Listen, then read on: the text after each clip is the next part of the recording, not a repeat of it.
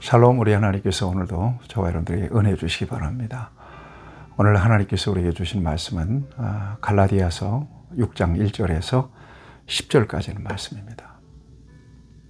하나님은 우리를 사랑하십니다. 죄인을 사랑하시죠. 하나님은 사랑이시라. 성경을 통해서 누누이 강조하는 것은 사랑입니다. 사랑이 저와 여러분들을 구원하셨습니다. 십자가를 대할 때 하나님의 사랑이 전해지니까 십자가를 바라보며 눈물 나는 거예요. 우리 하나님께서와 여러분들을 가르쳐서 혹은 천사처럼 완전히 바꿔서 이렇게 저와 여러분들을 구원한 것이 아닙니다. 하나님의 사랑으로 우리 죄와 허물을 덮으신 거죠. 그 사랑의 실체가 바로 우리 예수님이시고요. 그래서 끊임없이 성경은 사랑을 요구하십니다. 내가 너희를 사랑한 것 같이 너희도 서로 사랑하라. 사도 바울도 그리스도의 구속의 은혜에 대한 그 감격이 내가 빚졌다. 하나님의 사랑이 빚진 자로 유대인이든 헬라인이든 복음의 빚진 자로 그들에게 복음을 전하며 순교했던 것을 볼 수가 있습니다. 그리스도인들에게 있어서 가장 심한 욕, 아주 결정적인 욕은 뭔가 하면 사랑이 없다는 말입니다. 다 좋아. 말도 잘하고 능력도 있고 똑똑하고 또 대단해. 그런데 사랑이 부족해. 이건 결정적인 거예요. 근데 다 좀 부족해. 근데 참 사랑이 많으신 분이야. 이건 끝나는 거예요. 그냥 그대로 그 모든 결점, 약점이 다 사랑으로 덮여버리고 말아요. 능력으로 말하면 하나님께서 우리에게 주시는 능력이면 무엇이든 할 수 있어요. 그리고 능력이 온전히 하나님이기 때문에 하나님은 필요에 따라서 저와 여러분들에게 능력을 공급하세요. 그런데 사랑이 부족하잖아요. 그러면 아무리 능력이 많아도 쓸 수가 없어요. 생각해 보세요. 교회에서 정말 쓰임받는 사람들, 똑똑한 사람들입니까? 뭐 대단한 학위를 가졌습니까? 그렇지 않아요. 그저 하나님께서 내게 주신 은혜 감사합니다. 그러고 낮은 자리에서 팍팍 끼잖아요. 정말 안타까워요. 저는 목사로서 그렇게 고마울 수가 없어요. 저분들이 진짜 믿는 분들이다. 그런 감동을 할 때가 참 많습니다. 여러분, 예수님 안에 저와 여러분들이 있다면 성령 안에서, 사랑 안에서 분명히 드러나는 열매가 있을 겁니다. 그 열매는 관계 속에서 드러나게 돼요.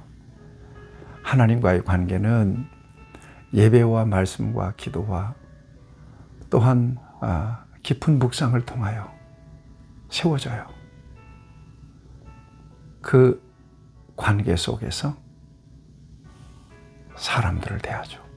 그러니까 인간관계는 그리스도인들에게 있어서 우리의 믿음을 증명해 볼 수 있는 그런 시험대와 같은 거죠. 하나님은 사랑하는데 인간관계는 엉망으로 하고 하나님께는 겸손한데 인간관계 속에서는 갑질을 하고 하나님께는 진실한데 인간관계에서는 거짓투성이다. 하나님께 겸손한데 인간관계는 교만하다. 이건 말이 안 되는 거예요.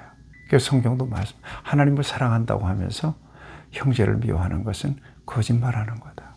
부모를 공경한다고 하면서 공경하지 못하는 사람은 보이지 않는 하나님을 공경한다고 말할 수가 없다. 이렇게 성경은 우리를 도전하고 있습니다. 오늘 본문 말씀을 보시면 진정으로 너희들이 예수 믿는 사람이라면 사랑 안에서 이런 열매들이 나타날 거다. 첫째, 1절 보세요. 형제들아, 사람이 만일 무슨 범죄한 일이 드러나거든 신령한 너희는 온유한 심령으로 그런 자를 바로잡고 너 자신을 살펴보아 너도 시험을 받을까 두려워하라. 온유한, 그냥 쏴붙이는 게 아닙니다. 온유한 마음으로 그들을 바로잡으라는 거예요. 그리고 너 자신도 돌아보라는 거예요. 너도 시험을 받을까 두려워하라는 것입니다. 그러니까 참 조심스러운 것입니다. 그리스도인의 자기관리, 설교자의 자기관리가 그래서 두려운 거거든요. 남에게만 강조하는 것이 아니라 나도 그 말씀 앞에 서서 그 말씀을 따라 살아야 되는 사람이기 때문에 그렇습니다. 예. 이것이 성령 안에서, 사랑 안에서 이루어지는 일들입니다. 두 번째는 너희가 서로 짐을 지라, 너희가 짐을 서로 지라, 그리하여 그리스도의 법을 성취하라 그랬습니다. 서로 짐을 져라. 여러분, 신앙생활하면서, 영적생활, 교회생활하면서 이런 거 있어요. 교회가 큰 교회든 작은 교회든 그렇더라고요. 일꾼은 정해져 있어요. 일하는 사람만 일해요, 주로. 나는 큰 교회가 일꾼이 없다는 말을 할 때 참 이해가 안 됐어요. 왜 그럴까? 그런데 자세히 살펴보니까 그럴 만도 하구나. 교회는요, 믿음에 따라서 하나님의 직분도 바뀌어요. 그러니까 믿음 있는 사람들이요, 한 가지, 두 가지, 몇 가지씩 책임을 맡아서 사명을 감당하는 분들이 대부분입니다. 많습니다. 우리 교회도 역시 마찬가지죠. 그분들의 수고가 너무나 귀합니다. 애틋하고요. 그 다음에 4절을 보세요. 각각 자기 일을 살피라. 그리하면 자랑할 것이 자기에게는 있어도 남에게는 있지 아니하리라 그랬습니다. 각각 자기를 살피라는 거예요.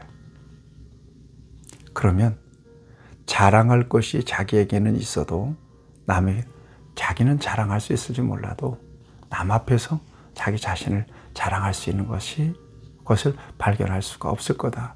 자기를 살펴보면 드러낼 것이 없을 거라는 거예요.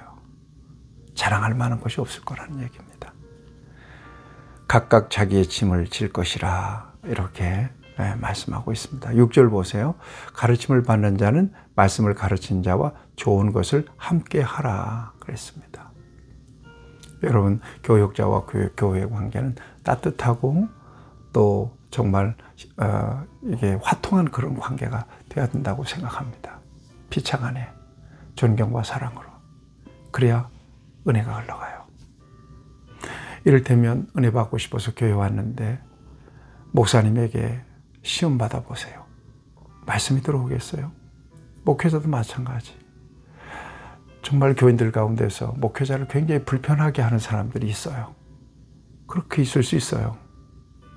그러면 그 교인들에게 진정한 축복이 흘러가겠습니까?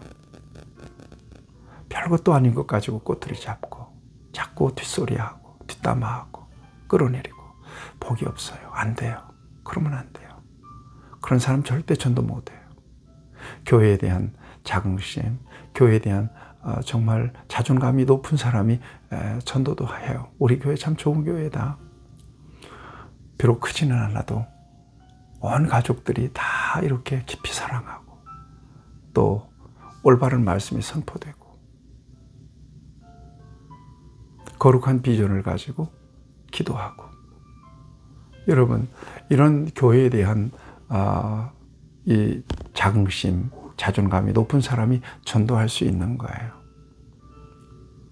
피차간에 존경과 사랑으로 섬길 수 있는 은혜가 있기를 바랍니다.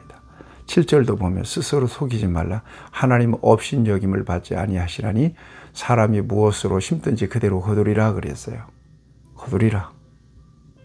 심은 것은 반드시 나게 되어 있습니다. 악한 것이든 선한 것이든. 그래서 여기 보니까 자기 육체를 위하여 심는 자는 육체로부터 썩어질 것을 구하고 성령을 위하여 심는 자는 성령으로부터 영생을 거두리라. 썩어질 것인가 영생인가? 반드시 심은 대로 거두게 되어 있다는 것입니다.